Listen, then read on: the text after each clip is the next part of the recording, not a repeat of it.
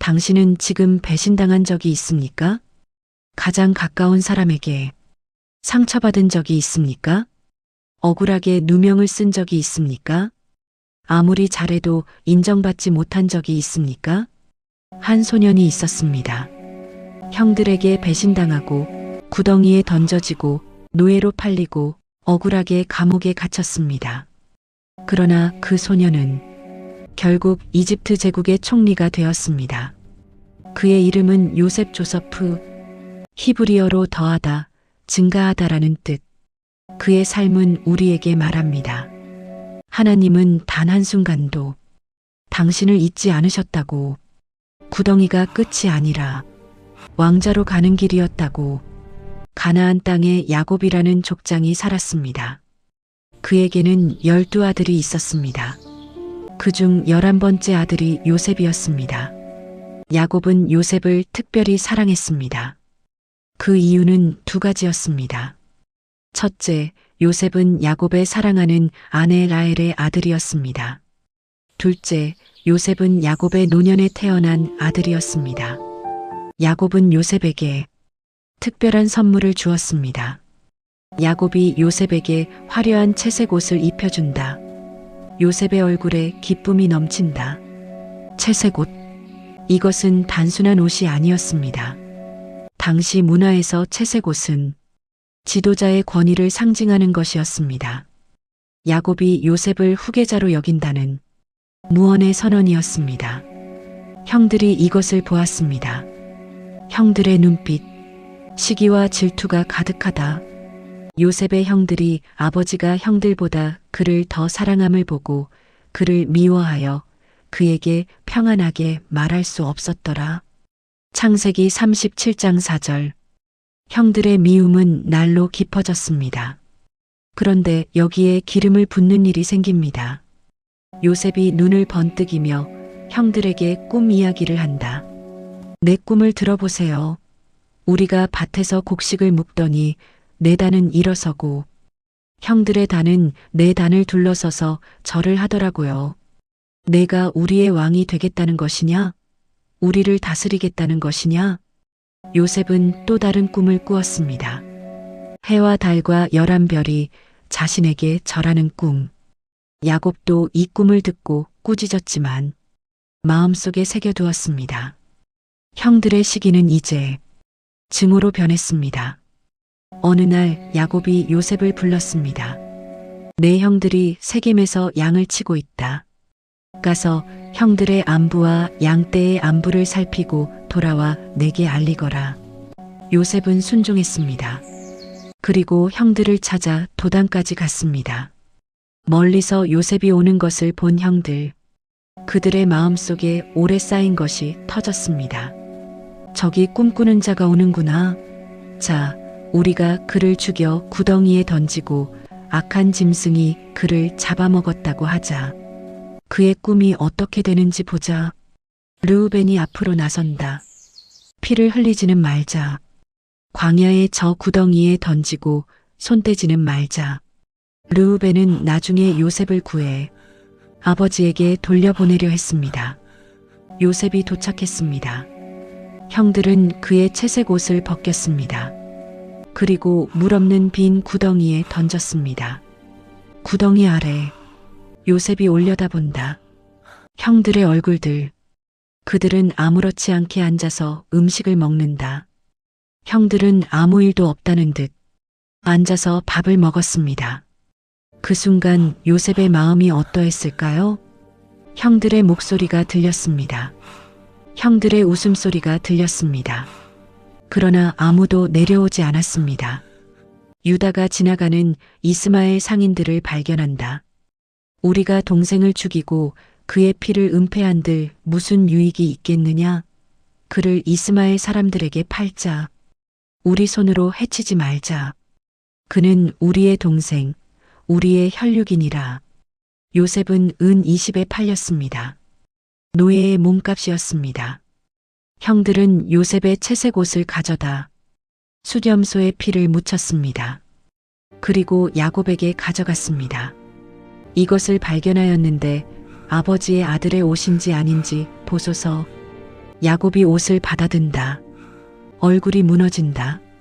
내 아들의 옷이로다. 악한 짐승이 그를 먹었도다.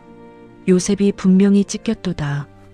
야곱은 옷을 찢고 굵은 배를 허리에 두르고 오랫동안 그의 아들을 위해 애통했습니다. 그리고 요셉은 이집트로 향하는 낙타 위에 있었습니다. 뒤돌아보면 사막뿐이었습니다. 앞을 보면 알 수 없는 미래뿐이었습니다. 17살 소년의 눈에 눈물이 흘렀을 것입니다. 신앙공감 요셉은 아무 잘못도 하지 않았습니다. 그러나 억울한 일을 당했습니다. 의로운 삶이 고난을 보장하지 않습니다. 그러나 하나님은 억울한 자의 편이십니다. 신앙공감 형들은 요셉의 꿈을 없애려 했습니다. 그러나 하나님의 꿈은 사람이 없앨 수 없습니다. 구덩이도 노예 신분도 감옥도 하나님의 계획을 막을 수 없습니다. 이집트에 도착한 요셉은 바로 왕의 신하 보디발에게 팔렸습니다. 보디발은 왕의 친위 대장이었습니다. 17살 소년 요셉, 노예의 신분, 언어도 다르고 문화도 다르고 아는 사람 하나 없는 이방 땅, 절망할 수 있었습니다. 포기할 수 있었습니다. 하나님을 원망할 수 있었습니다. 그러나 요셉은 그렇게 하지 않았습니다. 요셉이 묵묵히 일하는 모습, 새벽부터 밤까지 불평 없이 성경은 기록합니다.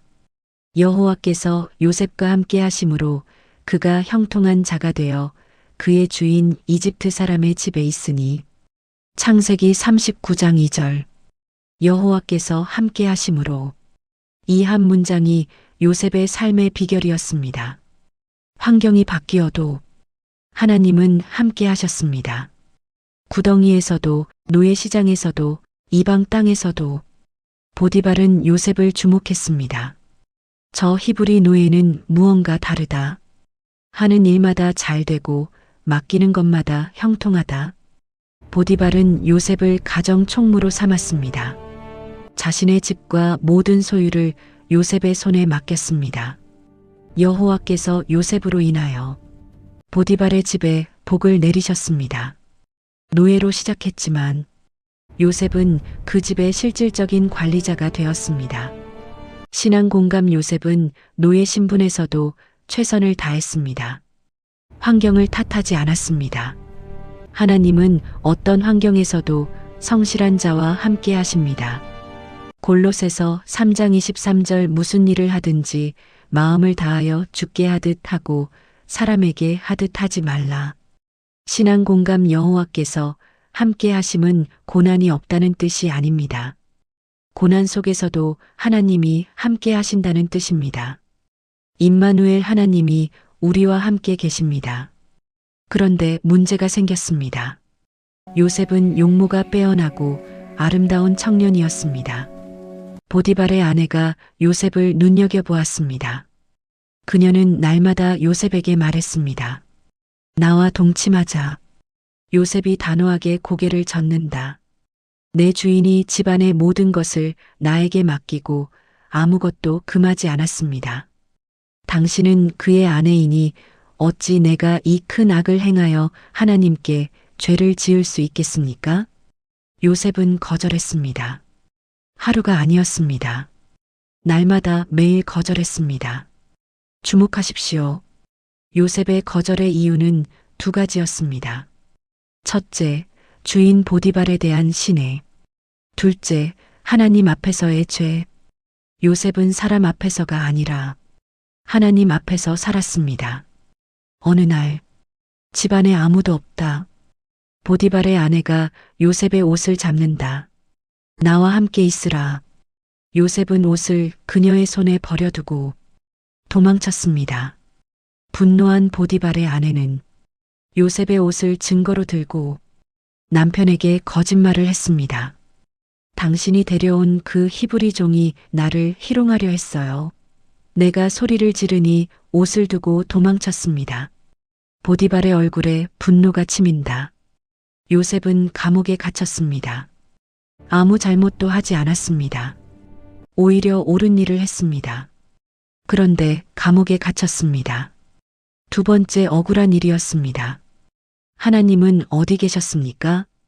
하나님은 침묵하셨습니까? 신앙공감 요셉은 유혹 앞에서 도망쳤습니다.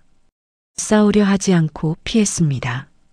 디모데후서 2장 22절 또한 청년의 정욕을 피하고 유혹에 맞서는 최선의 방법은 때로 도망치는 것입니다. 신앙공감 옳은 일을 했는데 나쁜 결과가 나올 수 있습니다. 그것이 하나님의 부재를 의미하지 않습니다. 하나님은 더 큰 그림을 그리고 계십니다. 노예보다 더 낮은 자리, 억울함이 켜켜이 쌓이는 곳, 희망이 사라지는 곳, 17살에 구덩이에 던져졌고 노예로 팔렸고 이제 감옥에 갇혔습니다. 그러나 성경은 또다시 기록합니다. 여호와께서 요셉과 함께 하시고 그에게 인자를 더하사 간수장에게 은혜를 받게 하시매. 창세기 39장 21절. 또다시 여호와께서 함께 하셨습니다. 감옥 안에서도 간수장은 요셉을 신뢰했습니다. 감옥 안의 모든 죄수를 요셉의 손에 맡겼습니다. 요셉은 감옥 안에서도 다시 책임자가 되었습니다. 요셉이 감옥 안 사람들을 돕는 모습. 어느 날 두 사람이 감옥에 들어왔습니다. 바로 왕의 술 맡은 관원장과 떡 굽는 관원장이었습니다. 어느 날 아침 그들의 얼굴이 어두웠습니다. 어찌하여 오늘 얼굴들이 어둡습니까? 우리가 꿈을 꾸었는데 해석해 줄 자가 없소? 해석은 하나님께 있지 않습니까? 꿈 이야기를 내게 하십시오. 요셉은 술 맡은 관원장의 꿈을 해석했습니다. 사흘 안에 왕이 당신의 직위를 회복시켜 줄 것입니다. 당신이 잘 되거든 나를 기억하여 바로에게 나를 언급하여 이 집에서 나를 이끌어내소서. 나는 히브리 땅에서 끌려온 자요. 이곳 감옥에도 아무 죄가 없나이다. 사흘 후 요셉의 해석대로 이루어졌습니다.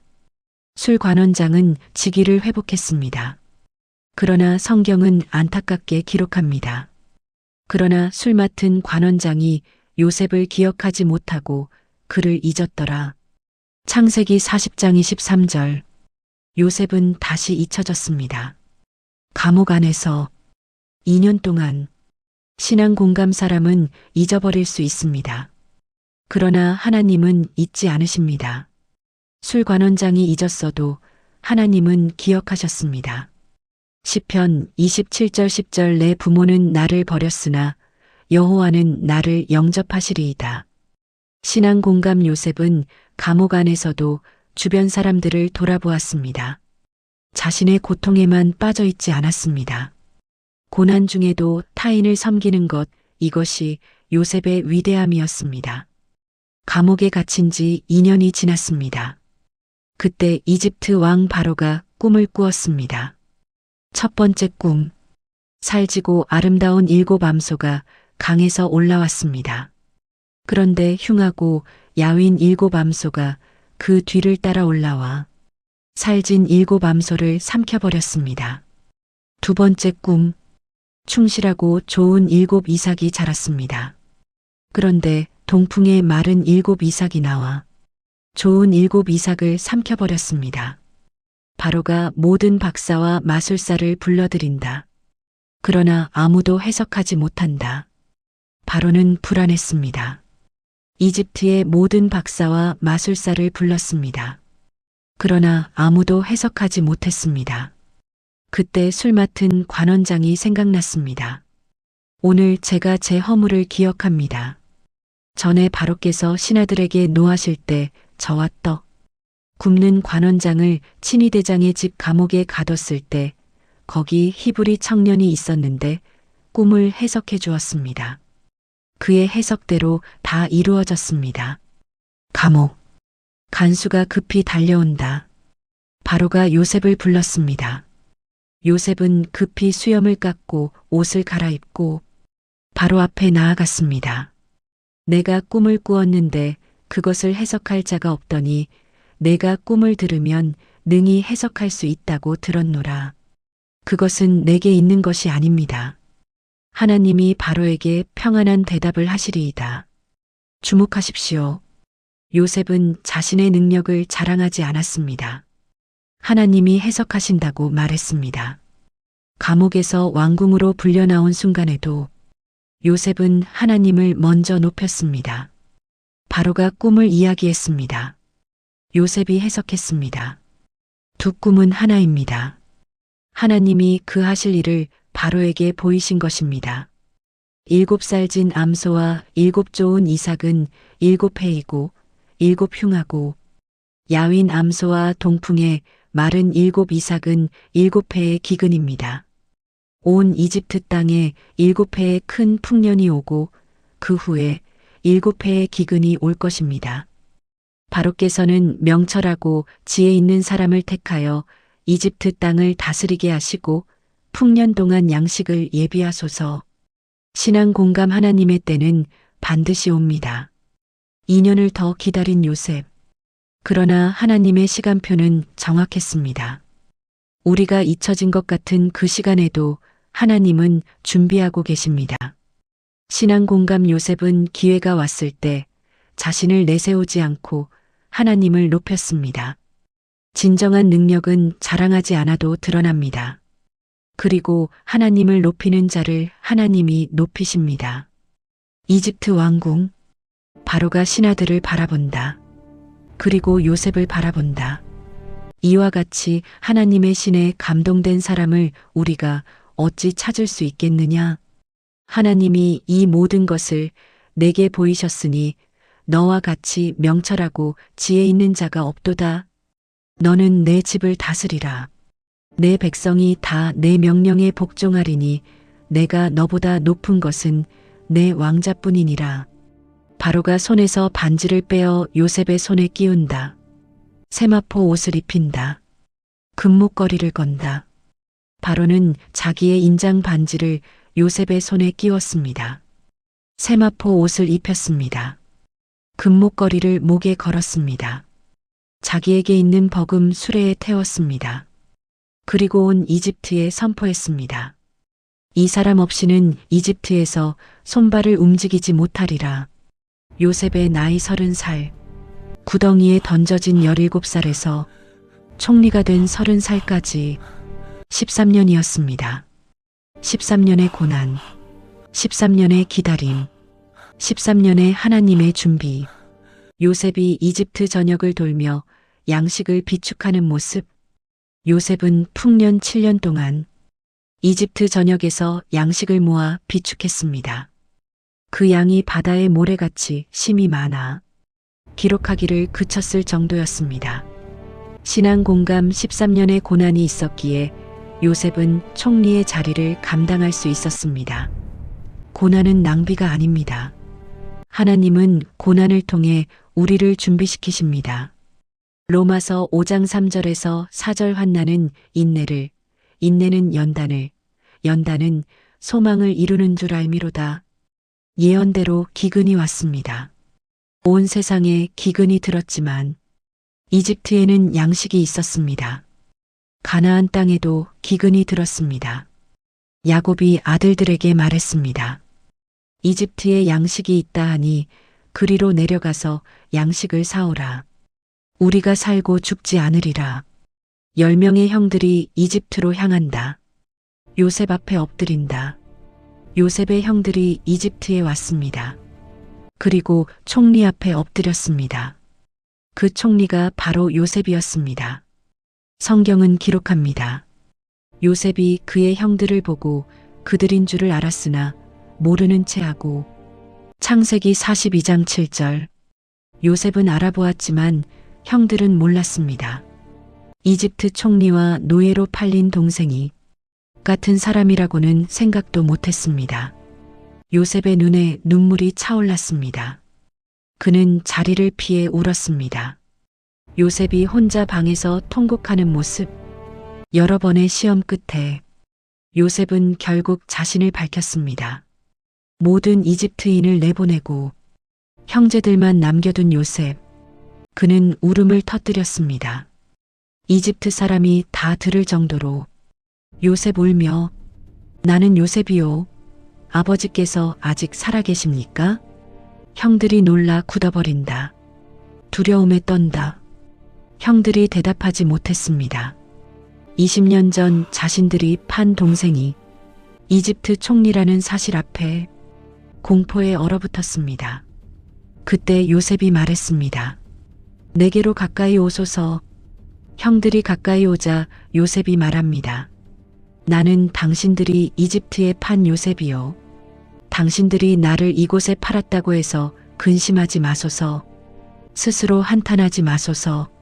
하나님이 생명을 구원하시려고 나를 당신들보다 먼저 보내셨나이다. 이 땅에 2년 동안 기근이 들었으나 아직 5년은 밭가리도 수확도 없을 것이요. 하나님이 큰 구원으로 당신들의 생명을 보존하고 당신들의 후손을 세상에 두시려고 나를 당신들보다 먼저 보내셨나이다. 그런즉 나를 이리로 보낸 이는 당신들이 아니요 하나님이시라. 요셉이 형들을 껴안는다. 베냐민을 끌어안고 운다. 형들도 운다. 나를 보낸 이는 하나님이시라. 이 고백이 요셉의 신앙의 핵심입니다. 요셉은 형들을 원망하지 않았습니다. 복수하지 않았습니다. 오히려 그들의 죄를 하나님의 섭리 안에서 해석했습니다. 이것이 가능한 이유는 단 하나. 요셉은 13년의 고난 동안 하나님의 손을 보았기 때문입니다. 신앙 공감 용서는 상대방이 용서받을 자격이 있어서 하는 것이 아닙니다. 요셉의 용서는 하나님의 섭리에 대한 신뢰에서 나왔습니다. 하나님이 모든 것을 선으로 바꾸신다는 믿음이 용서를 가능하게 합니다. 신앙 공감 나를 보낸 이는 하나님이시라. 요셉은 배신을 하나님의 섭리로 재해석했습니다. 당신을 배신한 사람도 억울한 상황도 하나님의 손 안에 있습니다. 로마서 8장 28절 모든 것이 합력하여 선을 이루느니라. 야곱이 이집트로 내려왔습니다. 요셉이 수레를 타고 마중 나갔습니다. 멀리서 아버지의 모습이 보였습니다. 흰 수염의 늙은 아버지. 요셉이 달려갔습니다. 내가 아직 살아있고 내 얼굴을 보았으니 이제 죽어도 조카도다. 요셉이 아버지의 목을 끌어안고 오래 운다. 22년이었습니다. 17살에 헤어진 아들. 아버지는 죽었다고 생각했습니다. 아들은 아버지를 그리워했습니다. 22년의 그리움이 그 한 번의 포옹에 담겼습니다. 신앙 공감 하나님의 회복은 잃어버린 것을 돌려주십니다. 22년의 이별이 있었지만 하나님은 더 풍성한 재회를 준비하셨습니다. 욥기 42장 10절 여호와께서 욥의 공경을 회복시키셨다. 야곱이 세상을 떠났습니다. 형들은 두려워했습니다. 아버지가 계실 때는 참았지만 이제 아버지가 돌아가셨으니 요셉이 복수할 것이다. 형들이 요셉에게 사람을 보냈습니다. 아버지께서 돌아가시기 전에 명하시기를 요셉에게 이르되 내 형들이 내게 악을 행하였을지라도 그 허물과 죄를 용서하라 하셨나이다. 우리는 당신의 종들이니이다. 요셉이 그 말을 듣고 온다. 요셉이 울었습니다. 형들이 또 엎드려 말했습니다. 우리는 당신의 종들이니이다.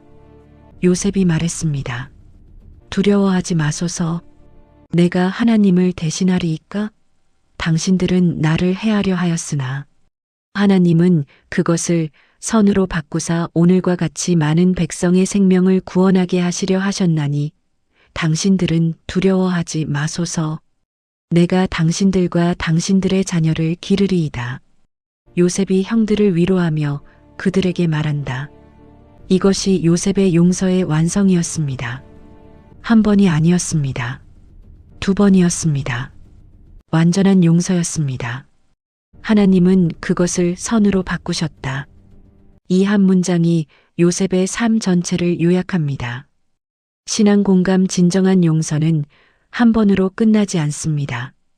요셉은 처음에도 아버지가 죽은 후에도 용서했습니다. 용서는 감정이 아니라 결단입니다. 그리고 하나님의 섭리에 대한 신뢰가 그 결단을 가능하게 합니다. 요셉의 이야기를 통해 우리는 오늘 6가지를 배웠습니다. 첫 번째, 구덩이가 끝이 아니다. 요셉의 구덩이는 왕자로 가는 길이었습니다. 지금 당신이 처한 구덩이가 끝처럼 보여도 하나님의 시각에서 그것은 과정입니다. 두 번째, 어디서든 최선을 다하라. 노예로, 죄수로 요셉은 항상 최선을 다했습니다. 환경이 아니라 하나님 앞에서 일했습니다. 하나님은 그 성실함을 보고 계십니다. 세 번째, 유혹 앞에서 도망치라. 요셉은 보디발의 아내의 유혹 앞에서 도망쳤습니다. 순간의 쾌락보다 하나님 앞에서의 삶을 선택했습니다. 네 번째, 하나님은 잊지 않으신다. 사람은 잊어버렸습니다. 술 관원장도 잊었습니다. 그러나 하나님은 단 한순간도 요셉을 잊지 않으셨습니다. 당신도 하나님의 기억 속에 있습니다. 다섯 번째, 고난은 준비다. 13년의 고난이 없었다면 요셉은 총리의 자리를 감당하지 못했을 것입니다. 하나님은 고난을 통해 우리를 빚으십니다. 여섯 번째, 모든 것을 선으로 바꾸시는 하나님. 당신들은 나를 해하려 했으나 하나님은 그것을 선으로 바꾸셨다. 이것이 요셉 이야기의 핵심입니다. 하나님은 악도, 배신도, 고난도 선으로 바꾸시는 분입니다. 지금 당신이 구덩이 안에 있습니까? 지금 배신당한 상처가 있습니까? 지금 억울한 감옥 안에 있습니까? 기억하십시오. 요셉의 구덩이는 13년이었습니다. 그러나 하나님은 단 한순간도 요셉과 함께 계셨습니다. 그리고 하나님은 그 모든 것을 선으로 바꾸셨습니다. 당신의 구덩이도 하나님의 손 안에 있습니다. 당신들은 나를 해하려 하였으나 하나님은 그것을 선으로 바꾸셨나이다. 창세기 50장 20절. 구독, 좋아요, 댓글. 지금 당신의 구덩이는 무엇입니까? 댓글로 나눠주세요. 함께 기도하겠습니다. 끝까지 시청해 주셔서 감사합니다. 다음에 또 유익된 영상으로 뵙겠습니다. 다윗은 들판에서 양들과 함께 있었습니다.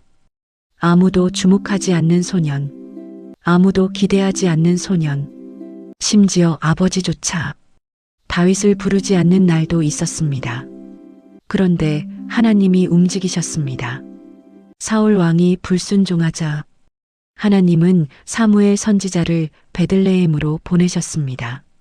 내가 이새의 아들 중에서 한 왕을 보았노라. 이새의 첫째 아들 엘리압이 나왔습니다. 키가 크고 용모가 빼어났습니다. 사무엘이 생각했습니다. 아, 이 사람이 하나님의 기름 부음을 받을 자구나. 그런데 하나님이 말씀하셨습니다. 그의 용모와 키를 보지 말라. 내가 이미 그를 버렸노라. 내가 보는 것은 사람과 같지 아니하니 사람은 외모를 보거니와 나 여호와는 중심을 보느니라. 둘째도 셋째도 일곱째까지 모두 아니었습니다. 사무엘이 이새에게 물었습니다. 아들이 다 여기 있느냐? 아직 막내가 남아 있습니다. 그는 지금 양을 치고 있습니다. 다윗이 불려왔습니다. 성경은 그를 이렇게 묘사합니다. 그는 빛이 붉고 눈이 빼어나고 얼굴이 아름다웠더라. 사무엘상 16장 12절. 그리고 하나님이 말씀하셨습니다. 이가 그니라. 일어나 기름을 부으라. 아무도 주목하지 않던 막내 소년. 들판의 양치기. 그가 하나님의 선택을 받았습니다. 사무엘이 기름 뿔병을 가져다가 그의 형제 중에서 그에게 부었더니 이날 이후로 다윗이 여호와의 영에게 크게 감동되니라. 사무엘상 16장 13절. 신앙 공감. 하나님은 외모를 보지 않으십니다. 세상이 무시하는 자, 가장 낮은 자리에 있는 자를 하나님은 주목하십니다. 당신이 지금 무시당하고 있다면 하나님은 당신을 보고 계십니다. 신앙 공감. 다윗은 들판에서 혼자 있을 때도 하나님을 찬양했습니다. 아무도 보지 않는 곳에서의 신앙, 그것이 진짜 신앙입니다. 하나님은 무대 위보다 들판에서의 예배를 먼저 보십니다. 다윗이 왕이 되기 전 들판에서 양을 치던 그 시간, 많은 사람들은 이것을 아무 일도 없던 시간이라고 생각합니다. 그러나 그 들판이 다윗의 훈련장이었습니다. 어느 날 사자가 나타났습니다. 양 한 마리를 물고 달아났습니다. 다윗은 뒤쫓아갔습니다. 그리고 사자의 수염을 잡고 쳐서 죽였습니다. 또 다른 날 곰이 나타났습니다. 다윗은 그 곰도 쳐서 죽였습니다. 주의 종이 아버지의 양을 지킬 때에 사자나 곰이 와서 양떼에서 새끼를 물어가면 내가 따라가서 그것을 치고 그 입에서 새끼를 건져내었고, 그것이 일어나 나를 해하고자 하면 내가 그 수염을 잡고 쳐서 죽였습니다. 주의 종이 사자와 곰도 쳤은즉 살아계신 하나님의 군대를 모욕한 이 블레셋 사람도 그들 중 하나 같이 되리이다. 골리앗 앞에서의 용기는 갑자기 생긴 것이 아니었습니다. 들판에서 사자와 싸운 경험, 곰과 싸워 이긴 경험, 그것이 다윗의 용기의 뿌리였습니다. 아무도 보지 않는 들판에서 하나님이 다윗을 훈련시키고 계셨습니다. 신앙 공감, 오늘 당신이 경험하는 작은 싸움들, 그것이 내일의 큰 싸움을 위한 준비입니다. 들판의 사자가 골리앗을 이기게 했습니다. 지금 당신의 작은 싸움에 최선을 다하십시오. 이스라엘 군대여, 너희가 어찌하여 나와서 전열을 벌이느냐?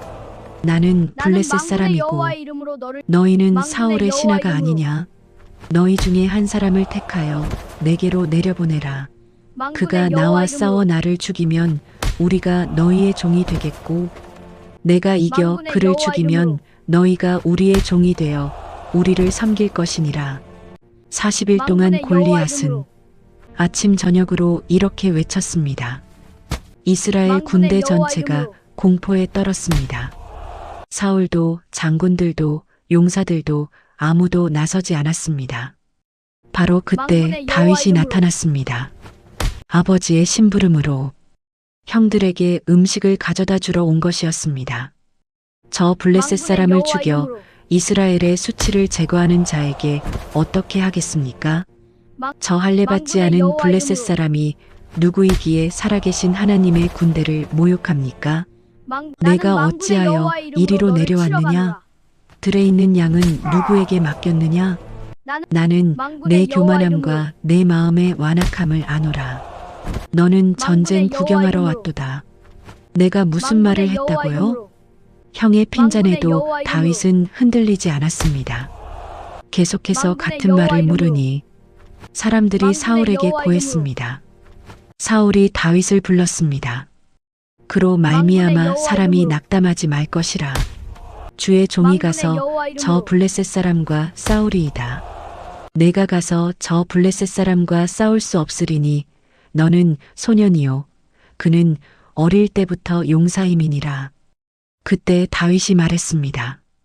들판에서 사자와 싸운 이야기, 곰과 싸워 이긴 이야기, 그리고 결정적인 한마디. 여호와께서 나를 사자의 발톱과 곰의 발톱에서 건져내셨은즉 나를 이 블레셋 사람의 손에서도 건져내시리이다.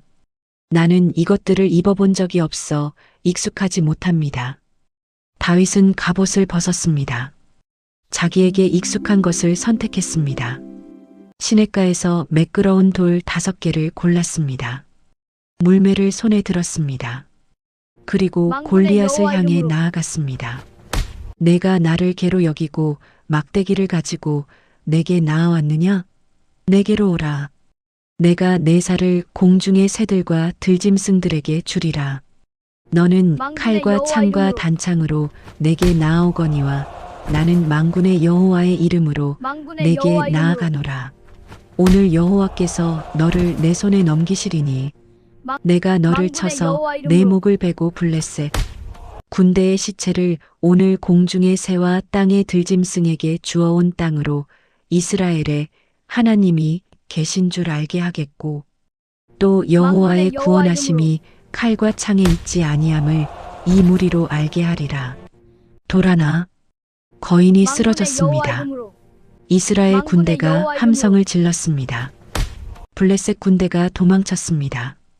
들판의 목동 소년이 온 나라를 구했습니다. 신앙 공감 여호와의 구원하심이 칼과 창에 있지 아니함을 알게 하리라. 다윗은 개인의 승리가 아닌 하나님의 영광을 위해 싸웠습니다. 우리의 싸움의 목적이 무엇인지 점검하십시오. 골리앗을 이긴 후 다윗은 왕궁으로 들어갔습니다. 그리고 한 사람을 만났습니다. 사울 왕의 아들 요나단.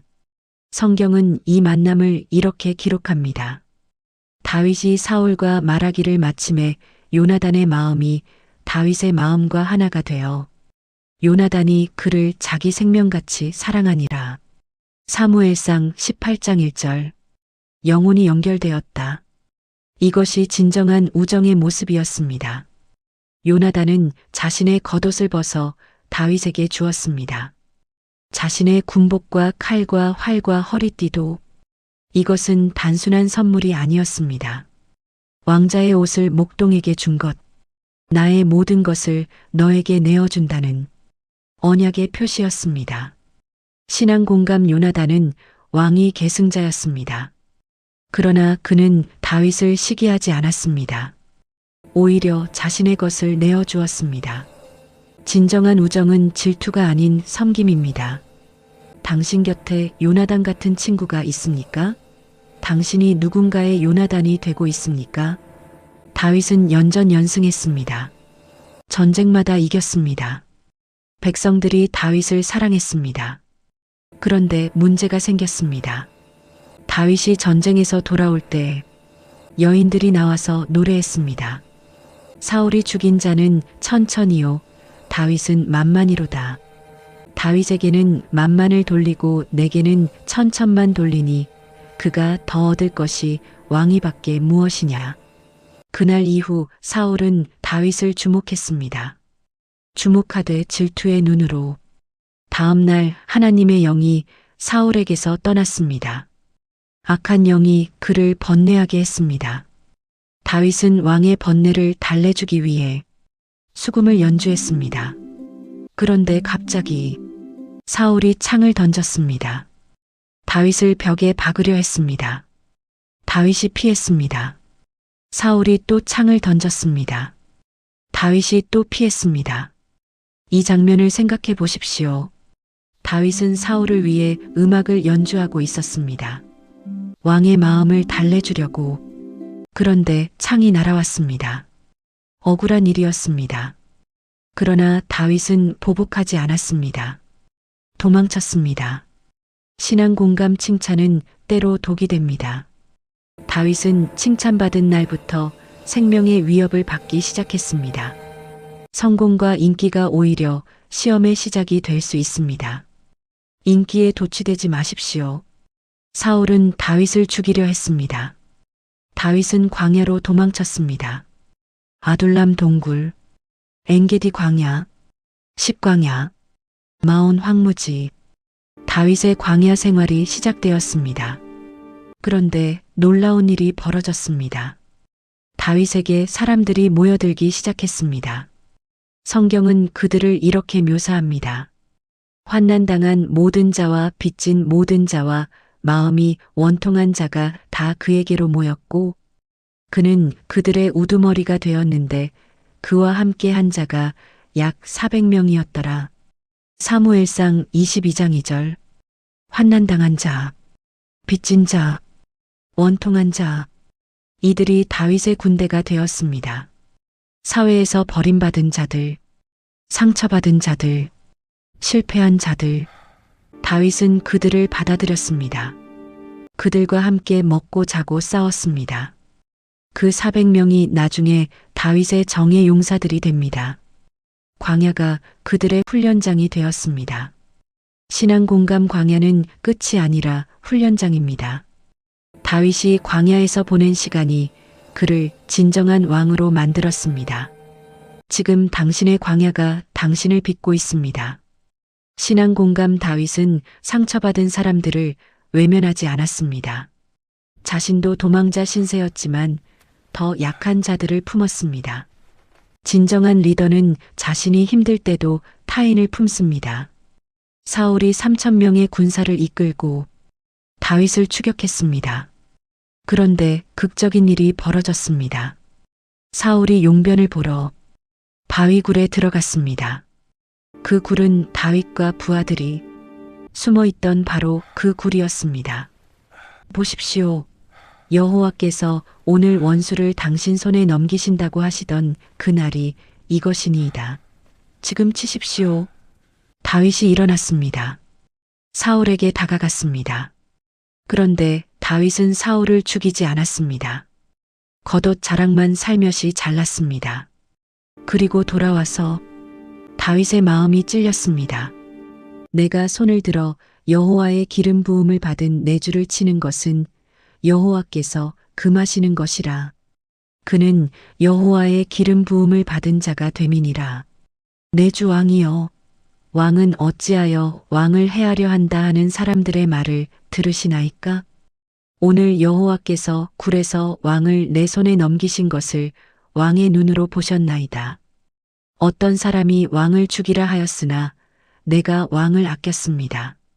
내가 왕의 겉옷 자락을 잘랐으나 왕을 죽이지 아니하였나이다. 여호와께서 나와 왕 사이를 판단하사 여호와께서 나를 위하여 왕에게 보복하시려니와 내 손으로는 왕을 해치지 아니하리이다. 내 아들 다윗아, 이것이 내 목소리냐?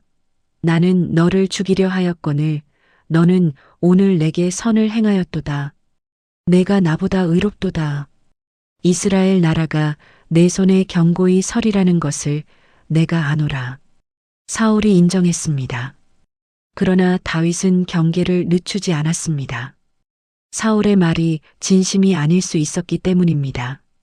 다윗은 기회가 왔을 때 복수하지 않았습니다. 때가 되면 하나님이 판단하실 것이다. 이것이 다윗의 신앙이었습니다. 신앙 공감 복수의 기회가 왔을 때 손을 거두는 것, 이것이 진정한 용기입니다. 골리앗 앞에서 나아간 것도 용기였지만 사울 앞에서 물러선 것도 용기였습니다. 신앙 공감 여호와의 기름 부음 받은 자를 치지 않겠다. 다윗은 하나님의 권위를 존중했습니다. 우리가 동의하지 않는 권위 앞에서도 하나님의 질서를 존중하는 것이 신앙입니다.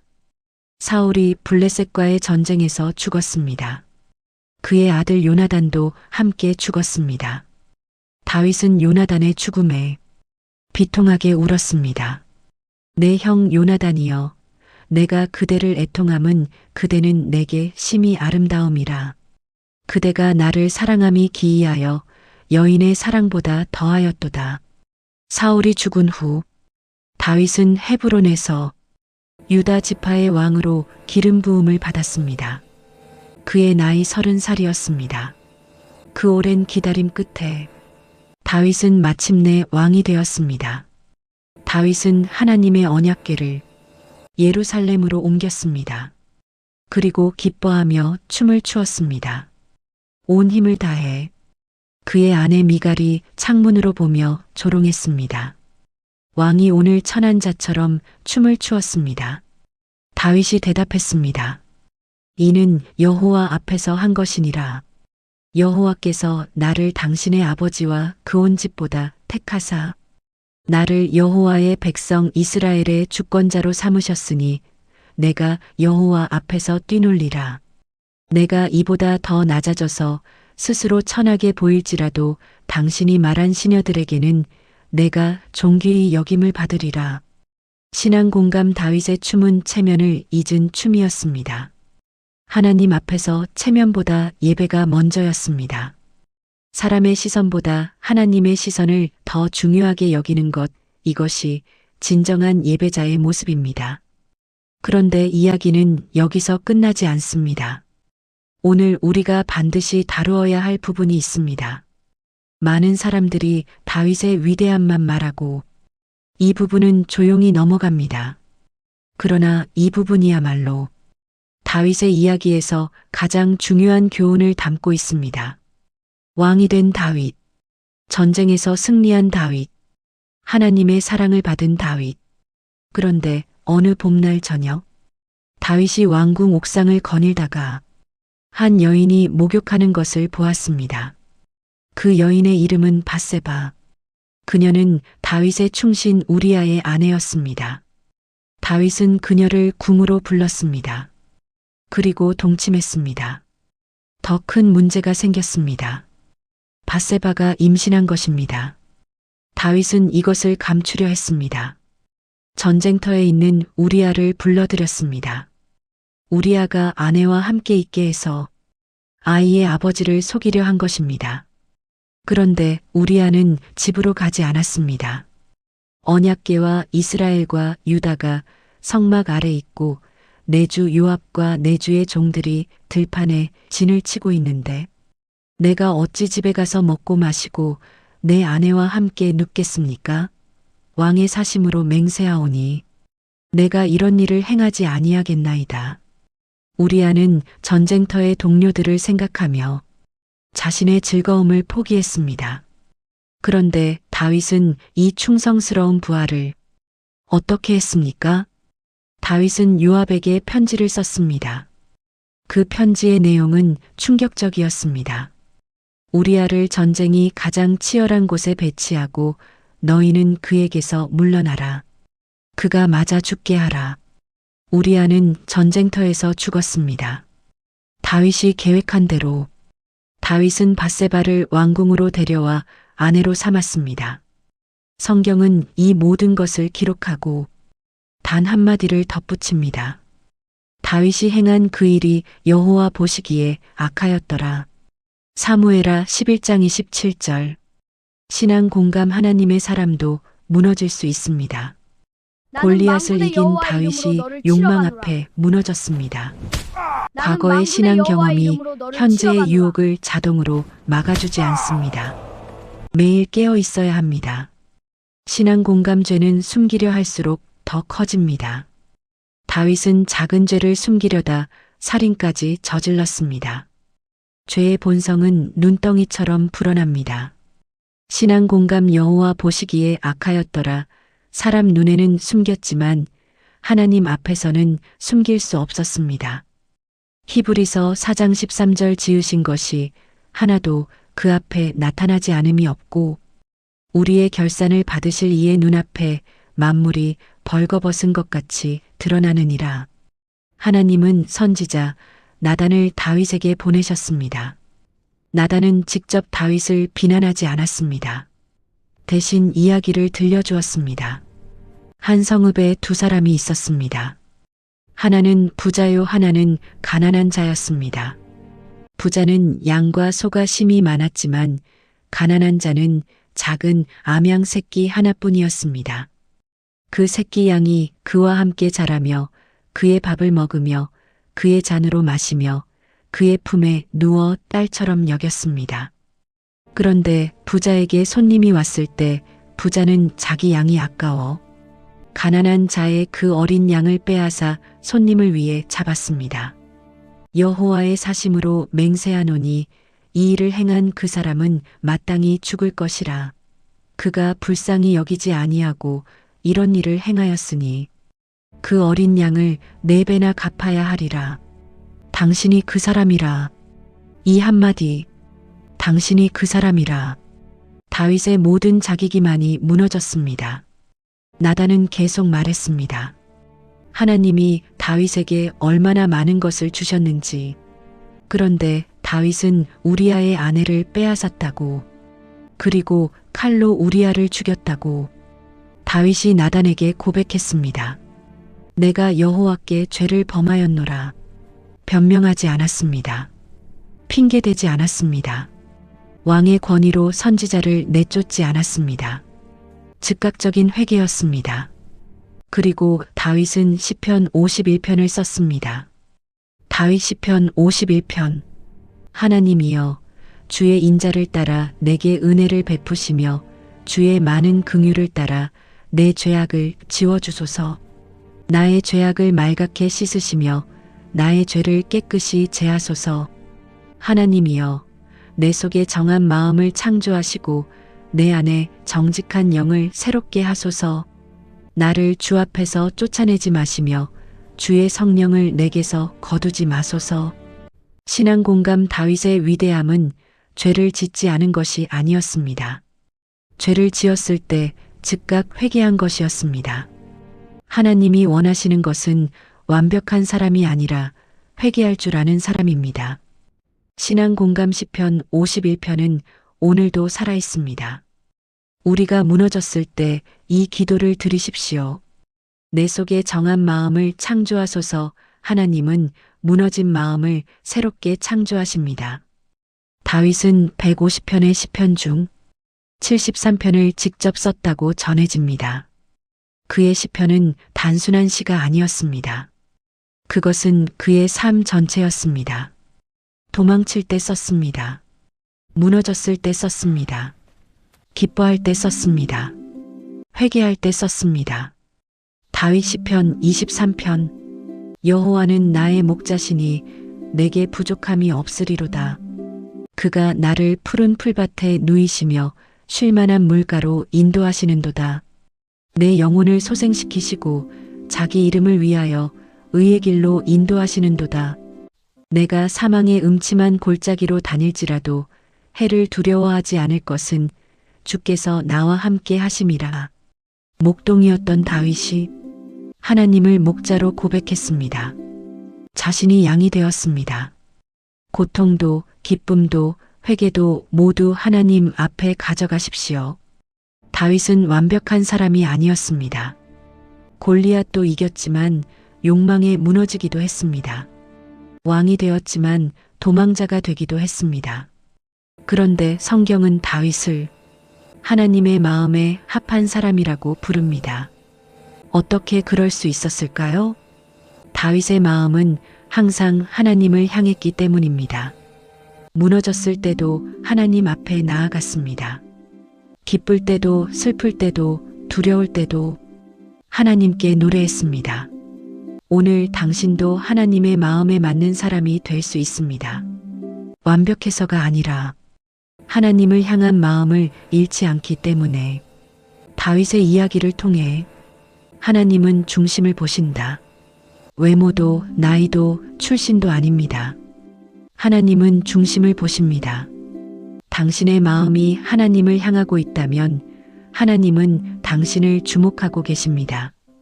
아무도 보지 않는 들판에서의 성실함이 골리앗을 이기게 했습니다. 지금 당신의 들판에서 최선을 다하십시오. 하나님의 이름으로 나아가라. 다윗의 용기의 근거는 만군의 여호와였습니다. 우리의 싸움도 하나님의 이름으로 나아갈 때 이길 수 있습니다. 사울에게 쫓기던 광야가 다윗을 진정한 왕으로 만들었습니다. 지금 당신의 광야를 두려워하지 마십시오. 원수를 손에 쥐었을 때 손을 거두는 것, 이것이 다윗의 신앙이었습니다. 복수는 우리의 것이 아닙니다. 다윗도 무너졌습니다. 우리도 무너질 수 있습니다. 중요한 것은 무너지지 않는 것이 아니라 무너진 후 어떻게 하느냐입니다. 즉각적인 회개가 회복의 시작이다. 내가 여호와께 죄를 범하였노라. 다윗의 이 한마디가 그의 회복의 시작이었습니다. 지금 당신도 이 고백이 필요하십니까? 여호와는 나의 목자시니 내게 부족함이 없으리로다. 시편 23장 1절. 당신의 삶에서 골리앗은 무엇입니까? 댓글로 나눠주세요. 함께 기도하겠습니다. 끝까지 시청해 주셔서 감사합니다. 구독, 좋아요, 댓글 다음 영상 만드는데 큰 힘이 됩니다.